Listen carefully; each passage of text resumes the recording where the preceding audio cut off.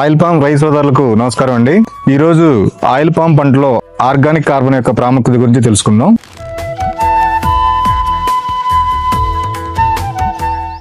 Oil palm తోట దీర్ఘకాలికంగా ఆరోగ్యంగా ఉండి నాణ్యమైన బరువైన గెలలు రావడానికి ఆర్గానిక్ కార్బన్ దోహదపడుతుంది. నేల సారాన్ని పెంచి మొక్కల ఎదుగుదలని మెరుగుపరుస్తుంది. భూమిలో నీటిని నిల్వ ఉంచే సామర్థ్యాన్ని పెంచుతుంది.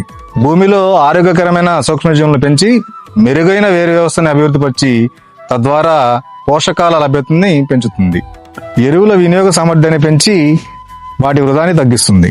నేల నిర్మాణాన్ని మెరుగుపరిచి గాలి ప్రసరణను పెంచుతుంది. తద్వారా మొక్క అభివృద్ధి అనేది అద్భుతంగా జరుగుతుంది.